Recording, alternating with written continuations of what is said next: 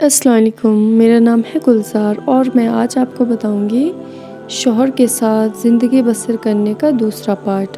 آپ کے گھر میں آپ کی ساس، نندیں یا جیٹھانیاں یا دیورانیاں یا کوئی بھی دوسری عورتیں آپس میں چپکے بات کر رہی ہو تو اس وقت آپ ان کے پاس نہ جائیں اور ان سے کوئی بات نہ کریں اور دل میں یہ خیال بھی نہ لائیں کہ وہ شاید میرے ہی بارے میں بات کر رہی ہوں گی۔ اس سے خواہ آپ کے دل میں کینہ پیدا ہو جائے گا، جو بہت بڑا گناہ ہونے کے ساتھ ساتھ بڑے زیادہ فساد کر دیتا ہے اور یہ گناہ کا سبب بھی بن جاتا ہے۔ سسرال میں عورت کو چاہیے کہ اگر وہ اپنی ساس یا نند کو کوئی کام کرتے دیکھ لے تو جھٹپٹ سے اٹھ کر اس کام کو کرنے لگے۔ اس سے ساس اور نندوں کے دل میں یہ اثر پیدا ہوگا کہ وہ عورت کو اپنا غم گسار اور رفیق کار بلکہ اپنا مددگار سمجھنے لگے گی، جس سے خود بخود ساس نندوں کے دل میں ایک خاص قسم کی محبت پیدا ہو جائے گی۔ خصوصاً ساس، سسر یا نندوں کی بیماری کے وقت ان کی خدمت کریں۔ ایسی باتوں سے ساس، سسر اور نندوں بلکہ شوہر کے دل میں عورت کی طرف سے جذبہ محبت پیدا ہو جاتا ہے اور سارے گھر کی نظروں میں وفادار و خدمتگار سمجھی جانے لگتی ہے اور عورت کی نیکی نامی میں 4 چاند لگ جاتے ہیں۔ عورت کے فرائض میں یہ بھی ہے کہ اگر شوہر غریب ہو اور گھریلو کام کاج کے لیے نوکرانی رکھنے کی طاقت نہ ہو تو وہ اپنے گھر کا کام خود کر لے۔ اس سے ہرگز عورت کی نہ کوئی ذلت ہے نہ شرم۔ بخاری شریف کی بہت ساری روایتوں سے یہ پتہ چلتا ہے کہ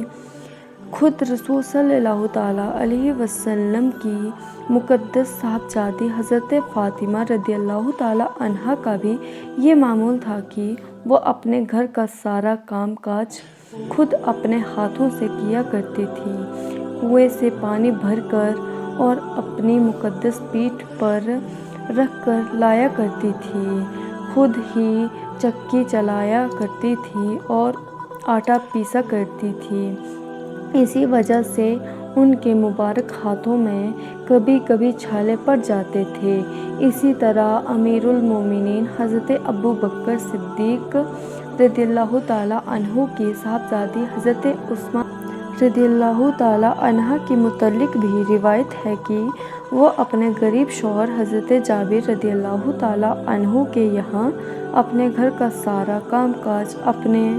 ہاتھوں سے کر لیا کرتی تھی، یہاں تک کہ وہ اونٹ کو کھلانے کے لیے باغوں میں سے کھجوروں کی گٹھلیاں چن چن کر اپنے سر پر لاتی تھی اور گھوڑے کے لیے گھاس چارہ بھی لاتی تھی اور گھوڑے کو مالش بھی کرتی تھی۔ ہر بیوی کا یہ بھی فرض ہے کہ وہ اپنے شوہر کی آمدنی اور گھر کے اخراجات کو ہمیشہ نظر کے سامنے رکھے اور گھر کا خرچ اس طرح چلائے کہ عزت و آبرو کے ساتھ زندگی بسر ہوتی رہے۔ اگر شوہر کی آمدنی کم ہو تو ہرگز شوہر پر فرمائشوں کا بوجھ نہ ڈالیں، اس لیے کہ اگر عورت نے شوہر کو مجبور کیا اور شوہر نے بیوی کی محبت میں قرض کا بوجھ اپنے سر پر اٹھا لیا اور خدا نہ کرے وہ اس قرض کا ادا کرنا دشوار ہو گیا تو گھریلو زندگی میں پریشانیوں کا سامنا ہو جائے گا اور میاں بیوی دونوں کی زندگی تنگ ہو جائے گی۔ اس لیے ہر عورت پر لازم ہے کہ صبر کے ساتھ جو کچھ ملے خدا کا شکر ادا کرے اور شوہر کی جتنی آمدنی ہو اسی کے مطابق خرچ کریں اور گھر کے اخراجات کو ہرگز آمدنی سے بڑھنے نہ دیں۔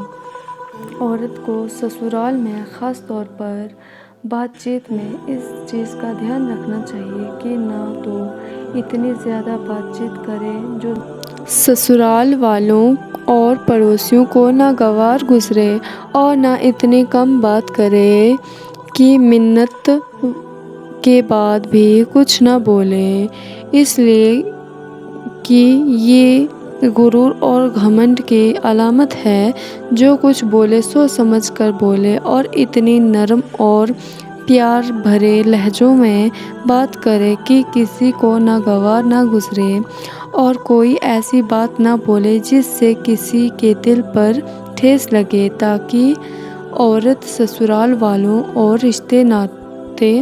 वालों और पड़ोसियों सब की नज़रों में हर दिल को अजीज़ रहे।